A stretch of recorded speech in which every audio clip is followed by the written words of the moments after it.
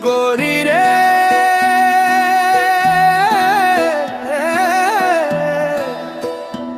माथे के तोर बिंदिया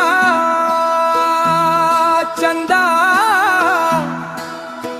जैसन चमके रे तोर एक झलक देखत ही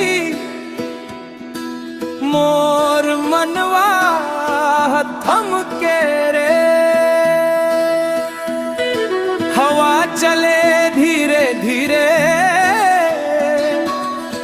फूल हा मुस्काथे तोर रूप के उजियार ले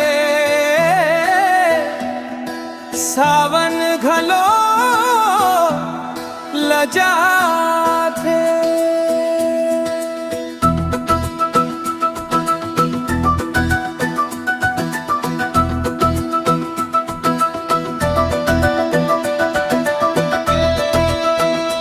गोरी तोर माथे के बिंदिया लाल किरणन बरसाथे और नैन के कजरा गोरी मोर निंदिया लचुराथे। तोर चुनरी जब लहराए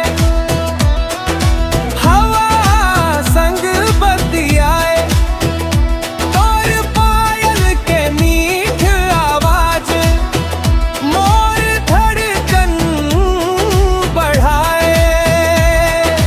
गाँव के रद्दा मचल थस जब फूल हरा सजाते तोर चाल के मीठ ले मनवा गीत सुनाथे तोर हंसी के उजियार मन के रात मिट जाथे।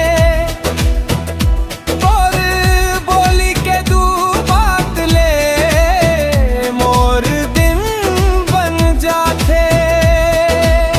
का जादू है तोर रूप में मन समझ नहीं पाते दूर रही के घलो मयारू तोर नजदीक लगाथे। गोरी तोर माथे के बिंदिया मोर दिल घायल करबे तोर नैन के एक इशारा मोर मन तोर कर दे।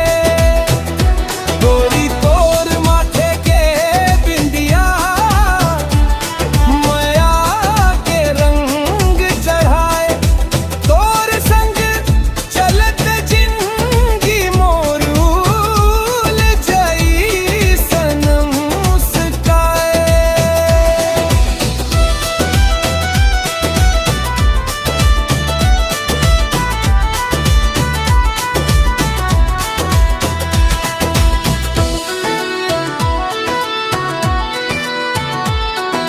सांझ परे जब गाँव मगोरी दिया के जोत जरई तोर माथे के बिंदिया देखे चंदा घलो शर्माई।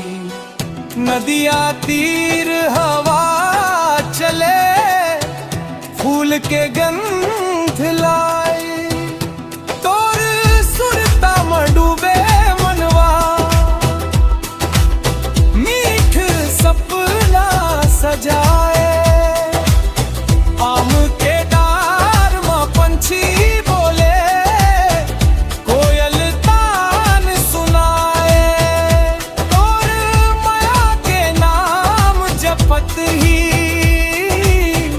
मनवा झूमत जाए। तोर हाथ में हाथ मिले तो लगता आसान लगे तोर संग बिताए हर पल मन के पहचान लगे।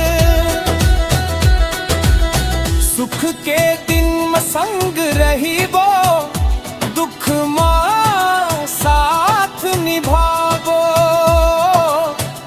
और मैया